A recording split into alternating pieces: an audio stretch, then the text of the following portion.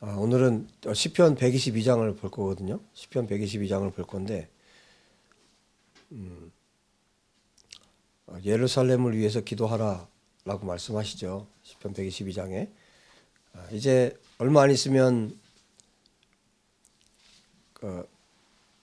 예루살렘에서 이스라엘이 이제 건국 70주년이기 때문에 많은 또 축하의 행사가 있을 거고, 또 반면에 이것을 기뻐하지 않는 그런 무리들은, 그런 악한 자들은 자기가 하는 일을 모르죠. 자기가 하는 일들을 모르고 또 이스라엘을 대적할 거고, 우리가 이런 상황 속에 있는데, 우리가 좀 오늘은 또 예루살렘에 대해서 좀 성경에서 어떻게 말하고 있고, 또 예루살렘은 통일 왕국 시대의 수도였잖아요. 다윗이 거기에, 그래서 다윗성이라고도 하고, 그 땅을, 그 성을 그 예루살렘 다윗성이라고 하고, 그 예루살렘이 지금까지 계속 내려오고 있는데, 성경에서는 어떻게 이 예루살렘에 대해서 말하고 있고, 또 우리가 어떻게 이 예루살렘을 위해서 또 이스라엘을 위해서 어떻게 기도해야 될지를 함께 좀 고민하는 시간을 가져보기를 원하는데요. 시편 122장을 보기 전에, 그럼 먼저 다른 곳에서는 또 이 예루살렘에 대해서 어떻게 말하고 있는지를 한번 같이 좀 성경을 찾아가면서 보도록 하겠습니다. 제가 쭉 한번 찾아봤는데, 먼저 137편을 한번 보실래요? 시편 137편.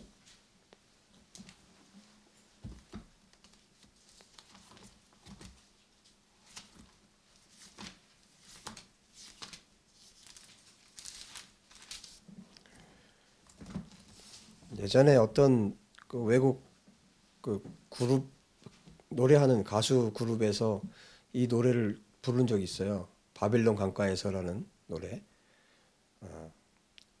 여기서 이제 가사를 딴 건데, 137편을 보시면 우리가 바벨론의 여러 강변 거기에 앉아서, 지금 뭐냐면 포로로 끌려간 거예요. 바벨론의 포로로 끌려가서 이 시편으로 하나님 앞에 나간 그런 시편인데, 시온을 기억하며 울었도다. 포로로 끌려간 그 바벨론 강가 그 어디에서 시온을 생각하는 거예요.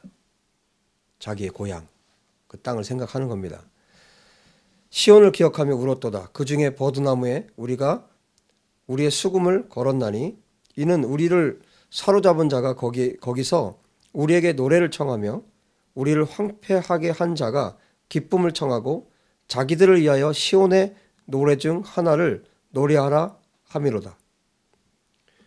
그러니까 포로로 끌려왔으니까 포로들한테 얘기를 하는 거예요. 너희들 노래 한번 불러봐라 이거예요. 그러니까 비아냥대는 거고, 아주 이 포로로 끌려온 것에 대한 소름을 북받치게 하는 그런 장면이에요. 우리가 이방 땅에서 어찌 여호와의 노래를 부를까? 제가 이 예루살렘에 대한 성경 구절을 전체 다 구약에서 신약까지 전체를 다 한번 찾아보면서 참 감명 깊었던 장면이 여기에요. 아주 정말 마음속에, 그리고 제 기도 제목으로 삼고 싶다라는 마음을 가졌고, 또 저와 여러분이 동일한 이런 마음을 가졌으면 좋겠다는 생각을 했고, 그 다음에 또 온 열방의 참된 교회들이 이 마음이었으면 좋겠다. 그리고 또 열방에 흩어져 있는 유대인들이 많잖아요. 수백만이 지금 흩어져 있는데, 그분들이 전 세계에서 살면서 이런 마음이었으면 좋겠다. 그 마음이 들었어요. 여러분, 이 5절, 6절이 여러분의 기도 제목이 되길 축복합니다. 자, 5절에 이게 그냥 보통 아멘 할 정도의 그런 메시지가 아니에요. 뭐라고 얘기를 하냐면, 예루살렘아, 내가 너를 잊을진데 내 오른손이 그의 재주를 잊을지로다. 그러니까 손에 익숙한 재주들이 있죠. 예를 들어서 뭐 하프를 켠다든지 뭐 기타를 친다든지 뭘 손으로 하는 재주들이 있는데 이거는요 평생 가요. 잊어버릴 수가 없어요. 그만큼 무슨 얘기예요 지금? 예루살렘을 잊어버릴 수가 없다는 거예요. 몸이 기억하고 있죠. 예루살렘을 그만큼 잊을 수가 없다는 거예요. 그 다음에 뭐라고 기가 막힌 이야기를 하냐면 내가 예루살렘을 기억하지 아니하거나 그러니까 내가 예루살렘을 기억하지 않고 생각하지 아니하거나 내가 가장 즐거워하는 것보다 더 즐거워하지 아니할진대. 내가 여러분의 삶에서 가장 즐거운 게 뭐예요? 가장 행복한 게 뭐예요? 시인이 그 얘기를 하는 거예요. 내가 가장 즐거워하는 것보다 더 즐거워하지 않으면 그 예루살렘을 더 즐거워하지 않으면 어떻게 해요? 내 혀가 입천장에 붙을지로다. 이렇게 고백을 하고 있는 거예요.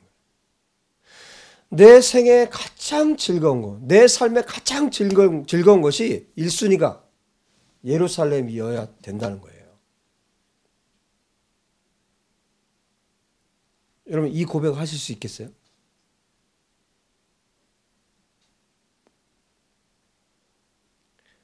단도직입적으로 말씀드리면 이 메시지는 확장되면 어떻게 되냐면요. 좀 더 이제 122장에서 말씀드릴 건데 예수와를 사랑하는 것이 나의 최고의 기쁨이 아니면 입천장에 혀가 붙었으면 좋겠다는 거예요.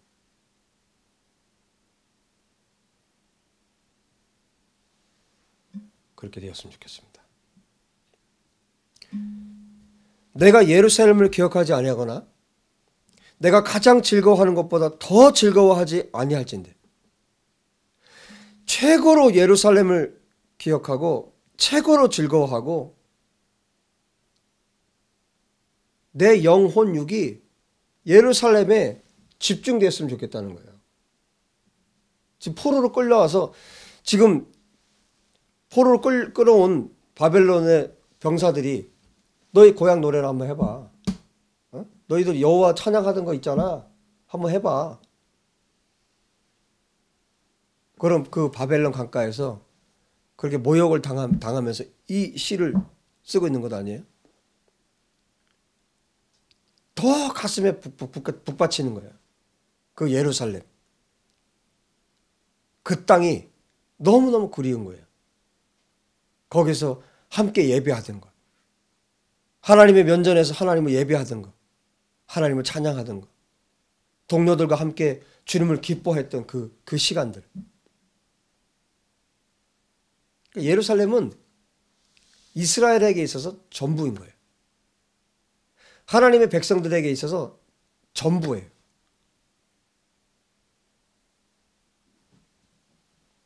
다윗이 예루살렘을 취하고 나서 이제 다윗성으로 이름하게 되는데 그 성은 단순한 성이 아니라 다윗의 보좌가 있는 성이고 다윗의 보좌가 있다는 얘기는 뭐예요? 하나님께서 다윗에게 약속하셨잖아요. 다윗의 위에 그 왕위가 영원히 끊이지 않겠다. 그리고 그 보좌 위에 결국 누가 앉게 되냐면 예수와께서 다시 오시면 그 보좌에 앉게 되는 거예요. 다윗의 보좌에. 그래서 예루살렘에서 온 열방을 예수와께서 직접 통치하세요. 어떤 총리가 다스리는 게 아니에요.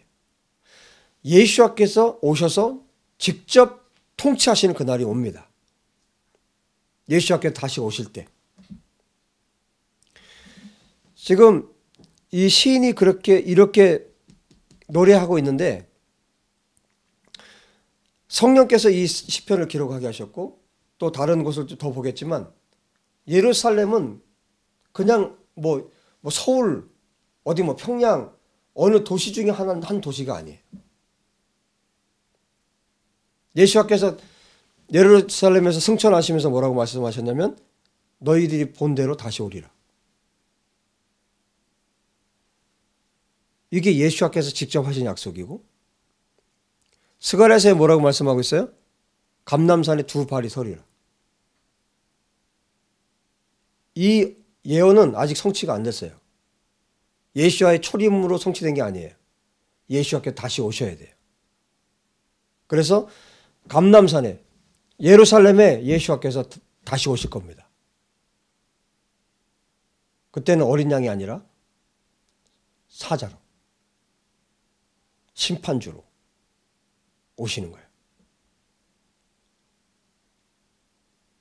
예루살렘은 평화의 기초, 평화의 왕이라는, 평화의 땅이라는 의미를 갖고 있어요. 평화의 기초, 평화의 땅. 평화의 왕이 누구십니까? 예수와만이 평화의 왕이세요. 지구상에 어떤 사람이 그 어떠한 나라를 다스려도 샬롬은 없어요. 우리나라도 대통령이 바뀔 때마다 백성들이 기대를 해요. 모든 나라들이 대통령, 지도자가 바뀔 때마다 이 사람은 낫겠지, 이 사람은 낫겠지. 기대를 해요. 그러나 지구상에 이 지구가 인간이 타락한 이후로 완전한 왕은 없었어요. 심지어 다윗도.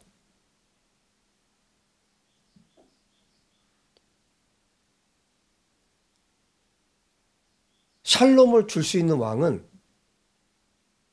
인간은 없어요. 하나님께서 통치하셔야 돼요. 그래서 예수와께서 오셨고, 예수와께서 죽으셨고, 인간의 죄를 다 짊어지고, 우리의 죄를 다 짊어지고, 예수와께서 죽으셨고 부활하셨어요. 승천하셨고 이분이 다시 오십니다. 이분이 오실 때는 온 열방을 예루살렘에서 공의로 통치하시는 거예요. 하나님의 말씀으로, 하나님의 법으로, 그 미슈파트, 공의로 통치하시는 거예요. 그분은 의의 왕이세요. 그분은 평강의 왕이세요. 이분에 대해서 이사야가 뭐라고 말씀하고 있는지 좀 볼까요? 이사야서 9장.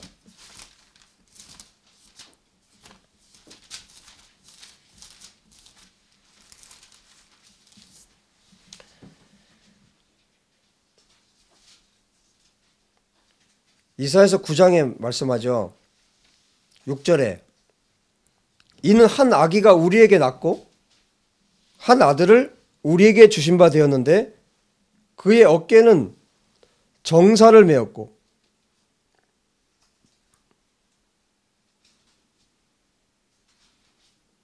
정사, 지배, 통치, 주권 이런 뜻이에요. 정사를 메었고 그의 이름은 기묘자라, 모사라, 전능하신 하나님이라, 영존하신 아버지라, 평강의 왕이라. 평강의 왕이 이 한 아기가 낳았다고 말했는데 이분이 누구예요? 메시아. 이분이 예수와이세요. 평강의 왕이세요.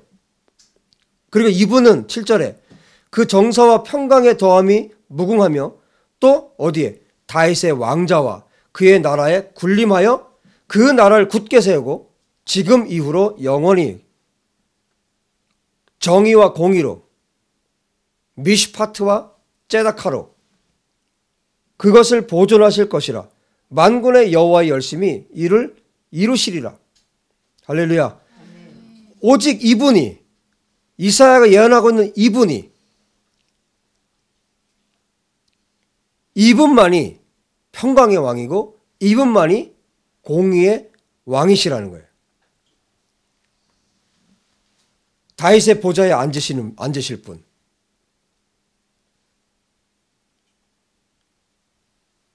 그런데 여러분, 이 평강이라는 이 샬롬하고요, 공의, 이 미슈파트라는 이 공의와 평강은 평행을 이루어요. 여러분, 공의가 없는데 평강이 있겠어요? 공의가 없는데. 의가 없는데 공의가 없는데, 정의가 없는데 평강이 임하겠어요? 그런 일은 없어요. 그래서 예루살렘의 평강을 위해서, 예루살렘의 샬롬을 위해서 기도하라. 이 말은 무슨 얘기냐면 공의가 이루어지게 하라는 뜻이에요. 공의로 통치하게 되도록 기도하라는 뜻이에요. 바꾸어 말하면 공의로 통치가 돼야 평강이 오거든요.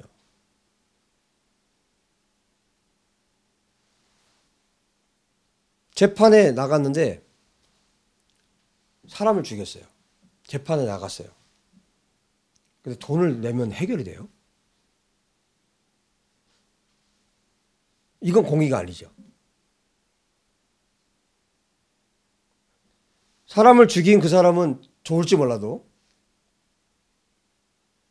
당한 사람은 이건 샬롬이 아닌 거죠. 엔 샬롬이라 그래요. 샬롬이 없다. 말이 안 되는 거예요. 정확하게 판단할 수 있는 분은 하나님밖에 없어요. 아무리 증거를 갖다 대도 뭐 증거 조작도 다죠. 요즘에는 정말 모든 것을 다 아시는 분은 하나님 한 분밖에 없는 거예요. 그분이 통치할 때는 어떻게 될까요? 누구도 그분 앞에서 거짓말을 할 수가 없어요.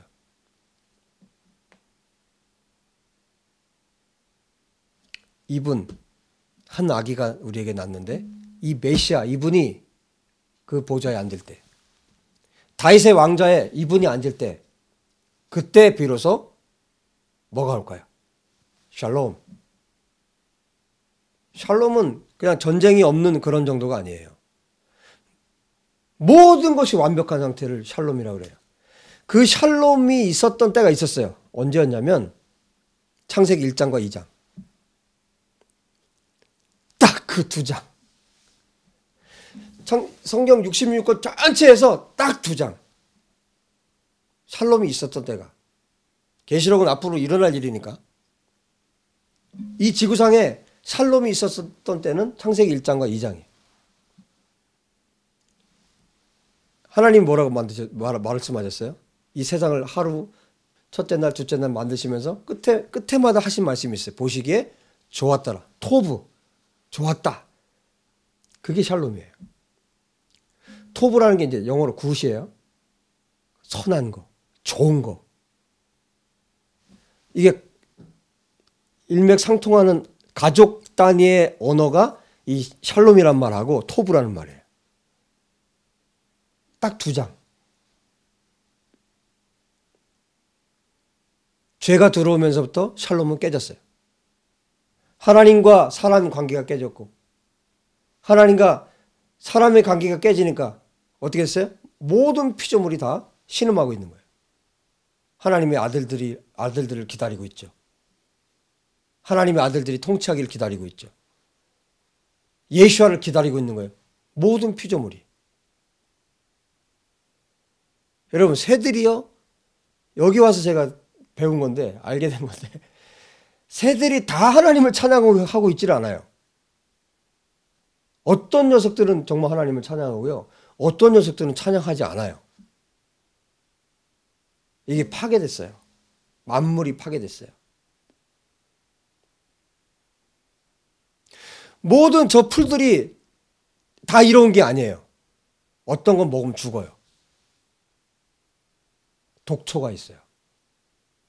짐승들도 악한 놈들이 있어요.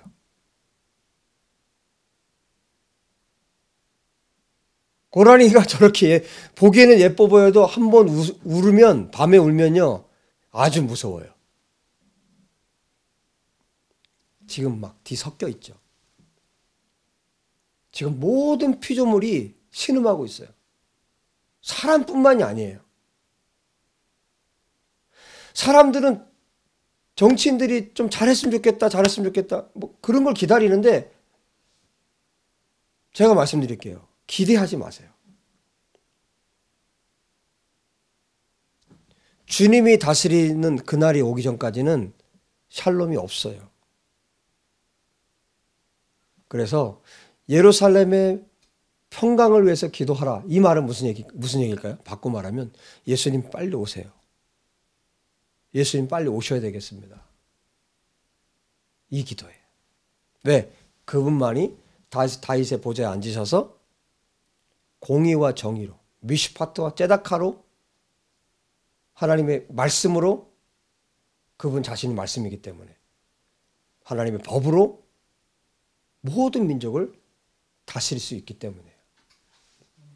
그분이 오셔서 1000년 동안 통치하실 것입니다. 모든 악이 다 뿌리 뽑힐 겁니다. 그분이 통치하시면, 다윗의 보좌에 앉으신 예수와께서 통치하시면 그날이 속히 오기를 간절히 원합니다. 아멘. 그러면 시편 122장으로 한번 가볼까요?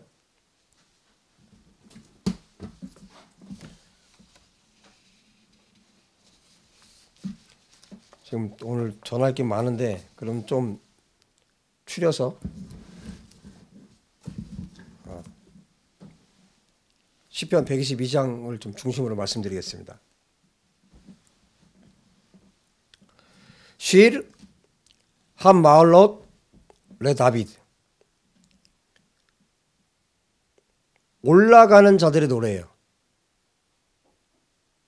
여기가 원래 1절이에요. 우리 개역 성경에는 그게 절로 안 들어가는데 여기부터가 1절이에요. 원어에는 여기가 1절이에요.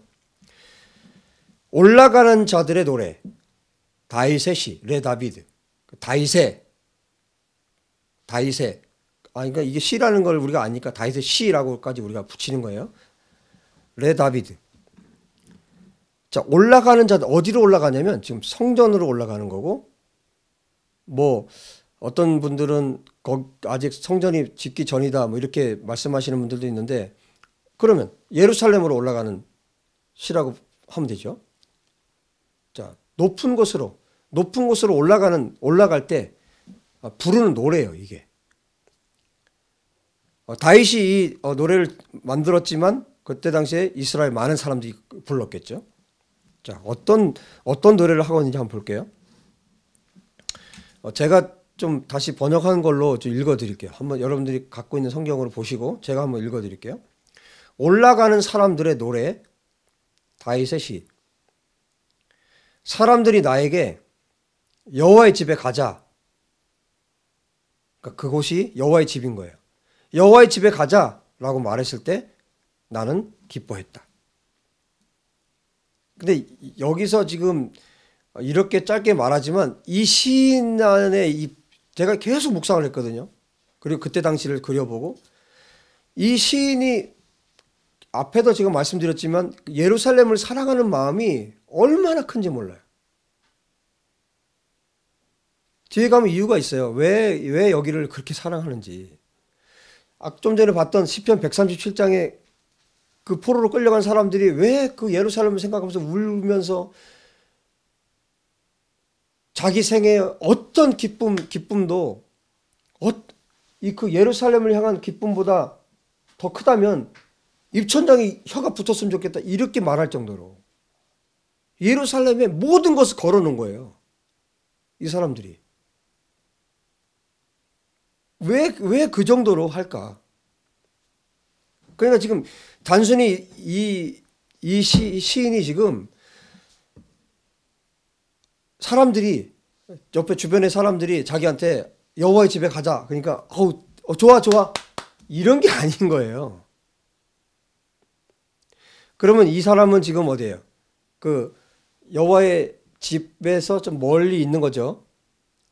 한번 생각을 해보세요. 열방에 흩어져 있는 유대인들 한번 생각해 보시고 그 고향으로 돌아가고자 하는 그 사람들 생각해 보시고 또 북한에 고향을 둔 사람들 실향민들 한번 생각해 보세요.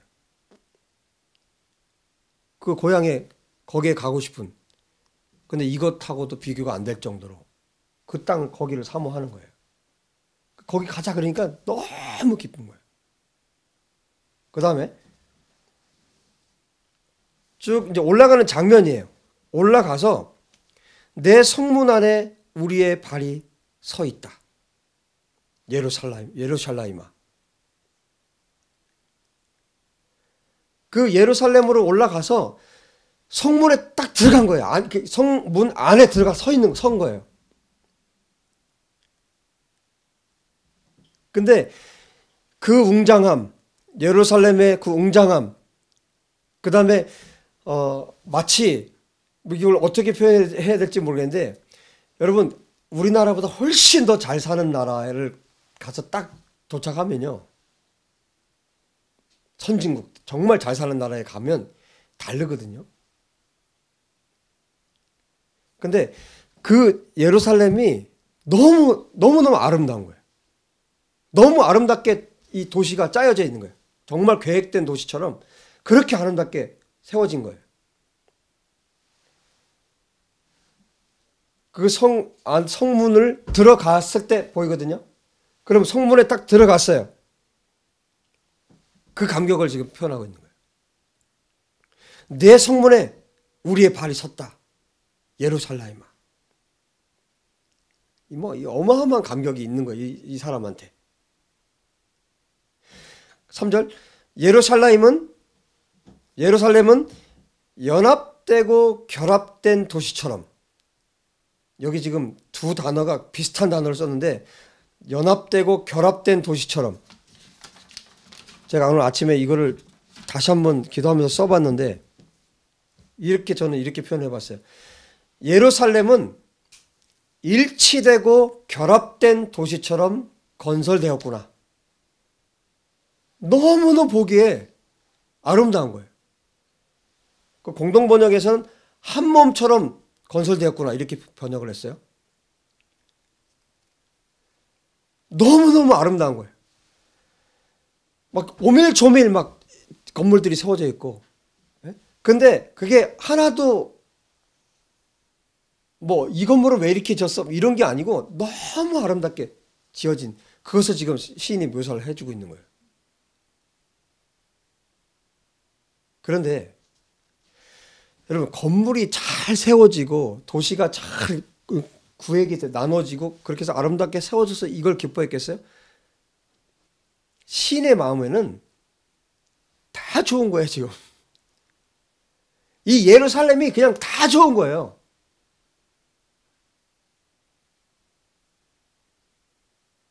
이유가 있어요. 왜 이렇게 좋은지. 그 다음에 그곳으로, 4절, 그곳으로 지파들이, 여호와의 지파들이 이스라엘의 법규를 따라 여호와의 이름에 감사하려고 올라갔다. 이 지파는 12지파예요. 이제 이후에 나뉘죠. 북왕국가 남유다로 나뉘어요. 10개 지파와 2개 지파로 나뉘어요. 그런데 지금은 아니에요. 통일왕국. 모든 지파들이 완전히 연합될 수 있는 때, 그때가 언제냐면 이 예루살렘에 올라갈 때. 왜 올라갔냐면 이스라엘의 법규를 따라 그랬어요. 이스라엘의 법을 따라서. 출애굽기 신명기 보면 뭐라고 말씀하냐면 1년에 3번 남자들은 하나님 앞에 얼굴을 보여야 돼요. 예물을 가지고 올라가서 절기 때 하나님을 뵈야 돼요. 이게 법이에요. 하나님께서 모세에게 주신 법이에요.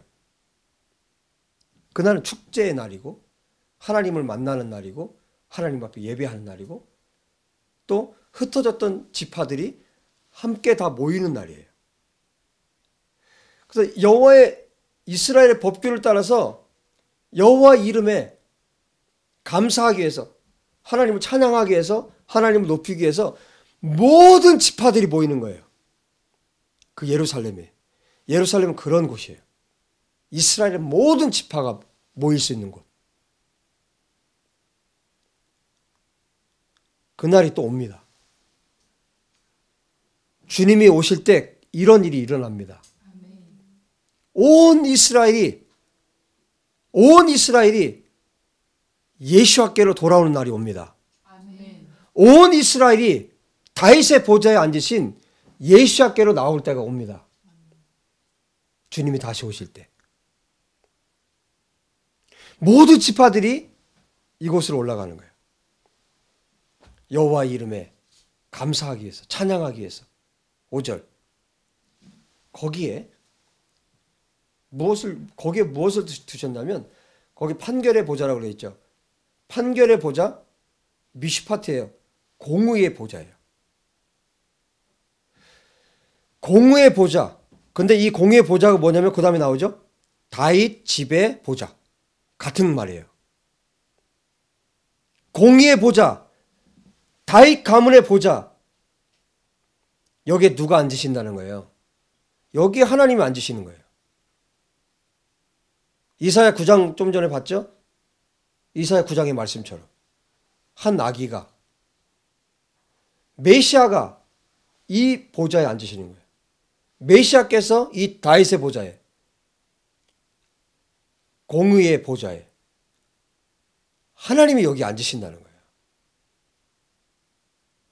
예루살렘은 다른 도시하고 달라요. 전 세계는 어떤 도시하고 달라요. 이 도시는, 이 예루살렘은 하나님의 도성이에요. 하나님의 도시.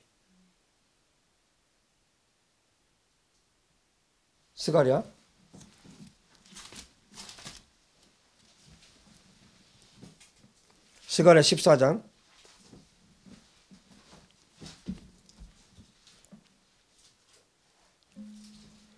스가랴 14장 말합니다. 여호와의 날이 이르리라. 그날에 내 재물이 낙탈되어 내 가운데서 나누리라. 내가 이방 나라들을 모아 예루살렘과 싸우게 하리니. 이게 마지막에 일어날 일들이죠. 이것은 이 말씀은 계시록 19장에 똑같이 그대로 나와요. 성읍이 함락되며 가옥이 약탈되며 부녀가 욕을 당하며 성읍 백성이 절반이나 사로잡혀 가려니와 남은 백성은 성읍에서 끊어지지 아니하리라. 그때 여호와께서 나가사 그 이방 나라들을 치시되 이왕의 전쟁 날에 싸운 것 같이 하시리라. 그날에 선지서에서 끊임없이 말하고 있는 그날에는 주님이 오실 때예요. 여호와의 날이라고 말씀하죠. 염 아도나이. 여호와의 날에. 그날에 그의 발이 예루살렘 앞 곧 동쪽 감람산에 서실 것이요. 이 말씀이에요. 하나님의 발이, 예수와의 발이 예루살렘에 감람산에 서실 것이요. 예수와께서 오셔서 다윗의 보좌에 앉아서 통치하신다는 거예요. 심판주로 오셔서. 거기에 예루살렘에 뭐가 있어요? 공의의 보좌가 있고 거기에 다윗 집의 보좌들이 있는 거예요. 그래서 예루살렘이 특별합니다. 이 약속은 깨지지 않아요. 예수와께서 이 땅에 오셨을 때 복음서를 여러분들 읽다 보면요. 주님이 계속 예루살렘을 가세요. 그리고 마지막 십자가에 죽으실 때 어디로 가세요? 예루살렘으로 가세요. 이미 구약에 수도 없이 말씀했던 것을 예수님이 성취하시는 거예요. 결국 예루살렘에서 십자가에 죽으세요. 죽으시고 부활하시고 또 예루살렘에서 승천하셨어요. 그리고 약속하셨어요. 거기로 다시 오시겠다고. 사도행전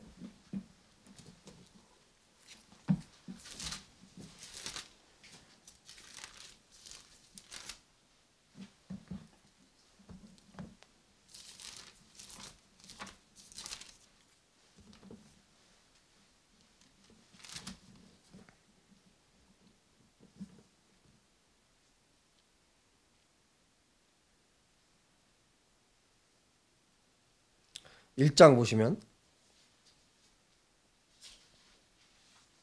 4절에 사도와 함께 모이사 그들에게 분부하여 이르시되 예루살렘을 떠나지 말고 내게서 들은 바 아버지께서 약속하신 것을 기다리라. 뭘 기다리라는 거예요? 성령을 기다리라는 거죠. 그 다음에 나오죠. 요한은 물로 세례를 베풀었으나 너희는 몇 날이 못되어 성령으로 세례를 받으리라.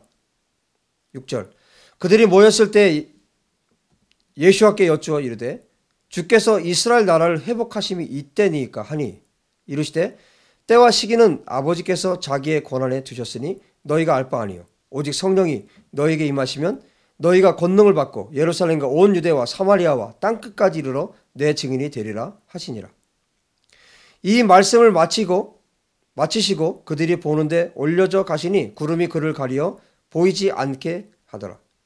올라가실 때 제자들이 자세히 하늘을 쳐다보고 있는데 흰옷 입은 두 사람이 그들 곁에 서서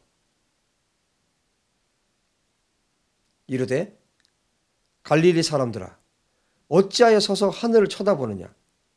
너희 가운데서 하늘로 올려지신 이 예수와는 하늘로 가심을 본 그대로 오시리라. 그대로 오시리라. 할렐루야. 아멘.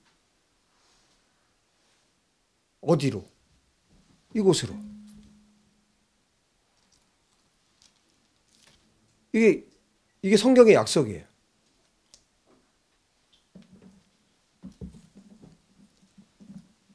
그래서 시인이 말합니다. 6절에 너희는 예루살렘의 샬롬을 간청하라. 예루살렘의 평강이 있도록 기도하라. 5절하고 6절하고 다 이어지는 거예요. 왜? 공의가 있어야 평강이 있기 때문에. 그 보좌에 예수께서 앉으셔야 되죠. 메시아께서 앉으셔야 공의로 통치가 이루어지는 것이고, 그리고 공의로 통치가 이루어져야 평강이 있기 때문에. 너희는 예루살렘의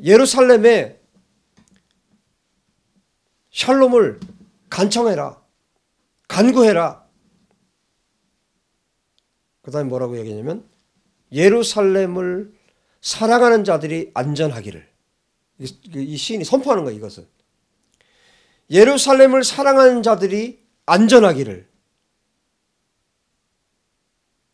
이 안전이라고 제가 번역을 했는데 안전, 평강 거의 비슷한 언어예요. 근데 단어는 달라요. 그게 뭐냐면 아브라함에게 약속하셨죠. 창세기 12장 3절에 약속하셨죠. 너를 축복하는 자를 내가 축복할 거고 너를 저주하는 자를 내가 저주할 것이다. 이게 무슨 얘기냐면요. 아브라함을 그리고 이스라엘을 축복하잖아요. 그러면 아브라함에게 주실 거, 이스라엘에게 주실 걸 그대로 주신다는 얘기예요. 이번에 이걸 알게 됐어요.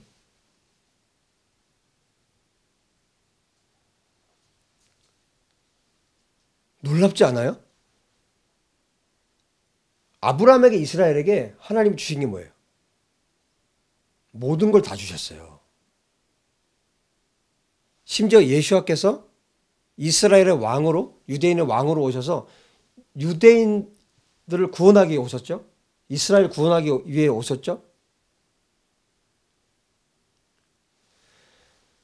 심지어 이 이스라엘의 혈통에서 예수와께서 오셨죠. 하나님께서 이스라엘에게 부어주신, 아브라함에게 부어주신 모든 것을 그대로 주시는 거예요. 예수와 안에 있는 것을 그대로 다 주신다는 거예요.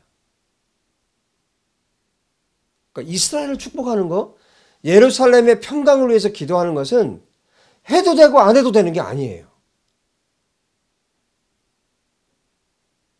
주님이 거기 오셔야 되거든요.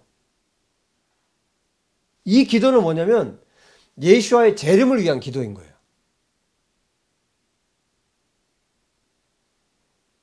그런데 이스라엘의 예루살렘의 평강을 위해서 기도하면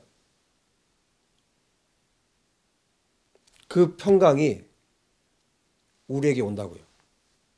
기도하는 사람에게. 지금 이 시인이 말하고 있는 것과 창세기 12장 3절의 내용이 같은 얘기예요. 여러분 정말 테스트 해보세요.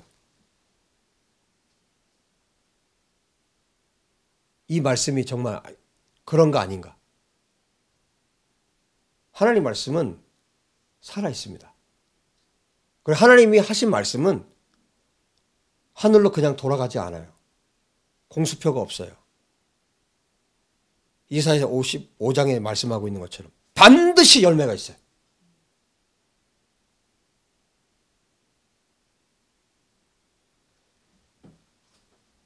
너희는 예루살렘의 평강 샬롬을 위해서 간청해라. 누구한테? 하나님께 간청하라는 거 아니에요? 그러면서 시인이 말하는 거. 너를 예루살렘을 사랑하는 자들이 안전하기를. 어떤 성경은 복이 있기를. 어떤 성경은 형통하기를 이렇게 번역했어요. 예루살렘을 사랑하는 자들이 안전하기를. 평안하기를. 그 다음에 뭐라고 또 하냐면 예루살렘의 성벽 안에 평화가. 그러니까 예루살렘을 사랑하는 자들을 축복하고 그 다음에 예루살렘 성벽 안에 평화가 있기를. 그리고 예루살렘의 성 안이 안전하기를 이렇게 노래하고 있어요. 이어지는 거죠. 예루살렘을 사랑하는 사람들에게 안전을 하나님 주시기를 바라고 또 그 예루살렘 성벽 안이 하나님의 평강이 있기를 바라고 그 예루살렘 성 안에 안전이 있기를 바라고 신이 그렇게 지금 노래하고 있어요. 그 다음에 거기서 더 나갑니다. 8절. 나의 형제들 그리고 친구들을 위하여 내가 말할 것이다. 지금 저쪽 이제 예루살렘이 있는데 거기를 점점 올라가면서 스토리가 전개되는 거예요. 문 안으로 들어갔죠? 그 안에 들어가서 그 다음에 그 형제들, 자기 형제들, 그 친구들을 위해서 자기가 말할 거라는 거예요. 뭐라고? 너에게 평화가 있을 것이다. 너에게 샬롬이 있을 것이다. 이게 가능하게 왜 가능해요? 거기에 다윗의 보좌가 있고 판결의 보좌가 거기 있잖아요. 메시아의 보좌가 거기 있잖아요. 하나님의 보좌가 거기 있잖아요. 하나님의 통치가 이루어지는 곳이잖아요. 하나님의 법대로 통치하시는 곳이잖아요. 그러니까 이 시가 가능한 거죠. 나의 형제들 그리고 내 친구들을 위해서 내가 말할 거라는 거예요. 너희에게 평화가 있을 것이다. 미래로서 쓰여졌어요. 9절에 마지막 우리 하나님 여호와의 집을 위하여 내가 요청할 것이다. 1절에는 여호와의 집에 가자 그랬고 맨 끝에는 여호와의 집을 위하여 내가 요청할 것이다. 뭐라고 요청한다? 이거요? 이렇게 말해요. 너에게 번영이 있기를. 그러니까 예루살렘에 여호와의 집이 번영이 있기를 시인이 그렇게 노래하고 있어요. 그렇게 하나님이 이루어 주시라는 거죠. 예루살렘은 어느 한 도시 중에 하나가 아니에요. 그걸 어떻게 알 수 있어요? 계시록으로 가볼게요.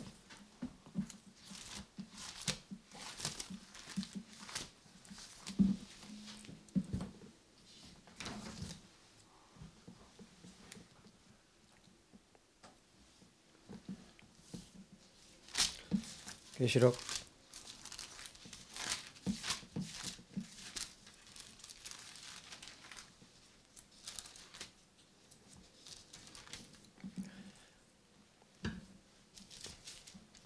21장.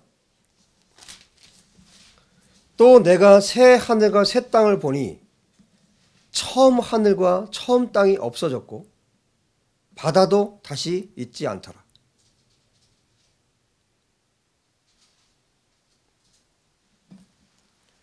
또 내가 보니 거룩한 성 새 예루살렘이 하나님께로부터 하늘에서 내려오니 그 준비한 것이 신부가 남편을 위하여 단장한 것 같더라. 하늘에 예루살렘이 있어요. 하늘에 새 예루살렘이 있어요. 이 땅에 예루살렘이 있어요. 마지막에는 어떻게 되냐면 하늘에서 내려오는 이 새 예루살렘과 이 땅의 예루살렘이 만나는 거예요. 하늘과 땅이 만나는 거예요. 이게 맨 마지막 성경의 맨 끝에 역사의 맨 끝에 일어날 일인데 그 하늘에 뭐가 있다고요? 하늘에 서울이 있지 않아요. 하늘에 워싱턴이 있지 않아요. 하늘에 새 예루살렘이 있어요. 이것은 영원 전부터. 그리고 예루살렘과 새 예루살렘이 만날 때 끝나는 거예요. 그때는 예수와께서 예루살렘에서 온전하게 통치하시는 그때죠. 천년의 다스림 이후에 새하늘과 새 땅 그리고 예루살렘이 만나는 거예요.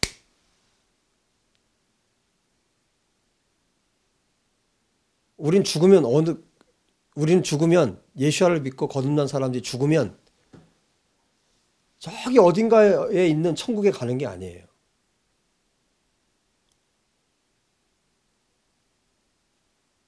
그러려면 우리가 부활할 필요가 없죠. 부활의 몸이 필요가 없죠. 영혼만 가면 되니까. 그렇지 않아요?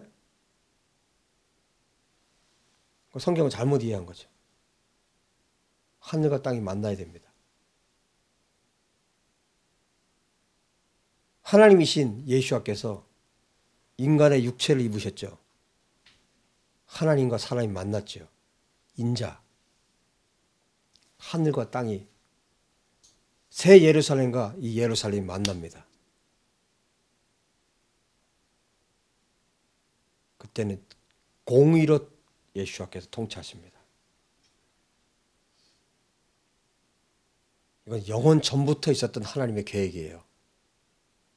그 역사의 어느 지점에 지금 우리가 와 있습니다.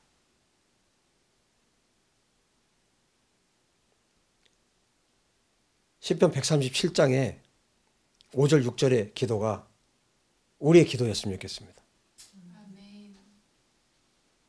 저는 아직 그 정도까지는 아직 아니지만 정말 이스라엘을 사랑하고 정말 예루살렘에 예수와께서 다시 오시기를 매일 저는 기도하고 있어요. 매일 정말 이 성경이 이루어지도록 매일 끊임없이 기도합니다. 그리고 대한민국이 이스라엘을 사랑하도록 기도합니다. 열방의 교회들이 눈을 떠서 이 복음을 알게 되기를 기도합니다. 이전에는 왜 몰랐을까요? 왜 이스라엘은 지구상에서 없어진 거고 하나님이 버리셨고 1900년 넘게 나라 없이 이스라엘이 떠돌았잖아요. 1948년 5월 14일이 되기 전까지. 왜?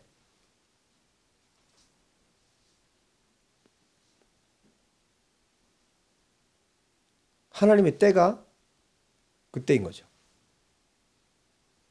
그리고 하나님의 말씀은 계시는 계속 확장이 됩니다.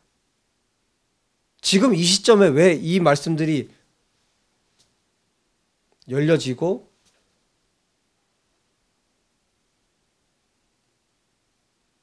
이것에 대해서 이 계시에 대해서 말하는 사람들이 많아지고 또 이스라엘을 사랑하는 사람들이 왜 그렇게 많아지고 예수와를 믿는 유대인들이 왜 이렇게 많아지고 지금 15,000명 넘잖아요. 왜 이런 일들이 지금 일어나고 있을까요? 하나님의 때가 찼기 때문이에요. 우리는 더 이 하나님 말씀이 더 이루어지기 위해서 하나님 앞에 기도해야 됩니다. 중보기도는 마치 비서처럼 하는 거예요. 비서처럼. 하나님 이 일을 하셔야 됩니다. 이 일을 하셔야 됩니다. 이 일을 하셔야 됩니다. 이렇게 주님 말씀하셨습니다. 성경 어디에 오늘 성경을 계속 우리 열어봤는데요. 왜 이렇게 했냐면 주님이 하신 말씀을 이루시라는 거죠. 주님이 이렇게 말씀하셨다는 거죠. 이게 사실이라면 이 말씀대로 주님이 이루시라는 거예요. 그래서 끊임없이 주님께 우리가 말씀드려야 됩니다. 하나님 이 약속을 성취하시고 이루십시오.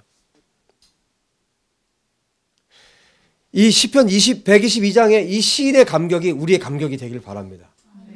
우리는 사실 성령님이 아니면 이게 안 돼요. 왜냐하면 우리는 이스라엘에 살고 있지도 않고 그 역사 속에 우리가 살지도 않았어요. 그 역사도 잘 몰라요. 그래서 끊임없이 우리가 그 역사도 알려고 애를 써야 되고 무엇보다도 성령님께서 우리에게 기름 부어 주시도록 기도해야 돼요. 그래야만 그 마음을 알 수 있어요. 아버지의 마음을 그때 알 수 있고 예수와의 마음을 그때 알 수 있고 성령께서 기름 부어 주실 때만.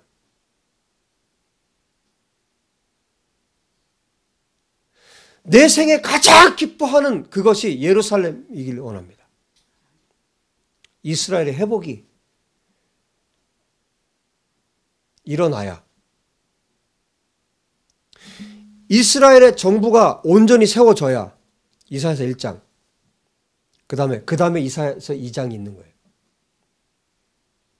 이스라엘의 회복이 있어야 열방의 회복이 있는 거예요. 이게 성경의 순서예요.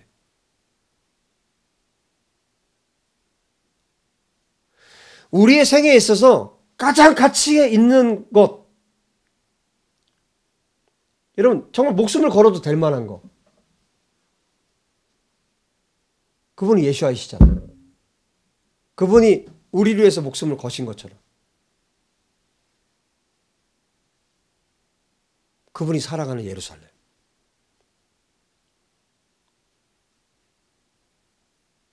주님이 안타까워하셨잖아요. 예루살렘을 보면서. 예루살렘아 예루살렘. 고통스러워하셨잖아요. 왜? 멸망할 거를 주님이 아셨기 때문에. 그러면서 뭐라고 말씀하세요? 바로카와 베심 아도나이. 너희들이 찬송하리로다. 주의 이름으로 오시는 자. 너희들이 찬양할 때까지 내 얼굴을 보지 못하리라. 예수와께서. 온 이스라엘, 콜 이스라엘, 온 이스라엘이 메시아를 맞이할 때까지 내 얼굴을 보지 못하리라. 지금 12지파가 어디로? 예루살렘으로 올라가는 거 아니에요? 이 장면이에요. 온 열방에 흩어져 있는 이스라엘이 이스라엘로, 예루살렘으로. 그래서 예수아가 나의 메시아, 우리의 메시아입니다. 오십시오. 당신을 환영합니다.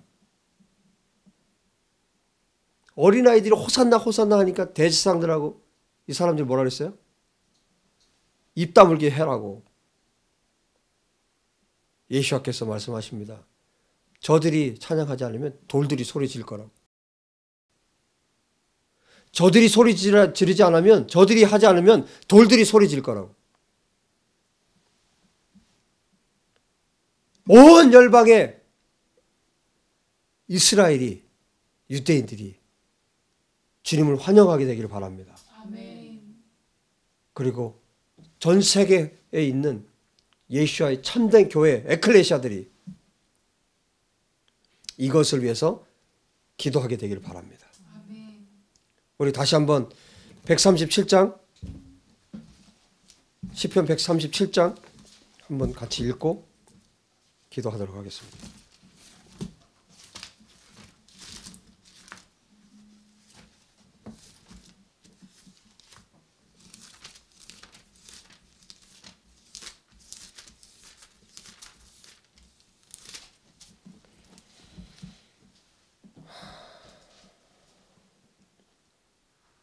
오 절 6절을 같이 한번 읽겠습니다. 시작. 예루살렘아 내가 너를 잊을진대 내 오른손이 그의 재주를 잊을지로다. 내가 예루살렘을 기억하지 아니하거나 내가 가장 즐거워하는 것보다 더 즐거워하지 아니할진대 내 혀가 내 입 천장에 붙을지로다. 다 같이 기도합시다. 하나님, 우리에게 이 마음을 부어주시고 예루살렘을 향한 하나님의 마음을 나도 우리도 알게 하여 주십시오. 그리고 예루살렘의 회복을 위해서 우리가 마음을 다해서 기도할 수 있도록 도와주시고 이 일이 속히 이루어지도록 도와주십시오. 다 같이 기도하겠습니다.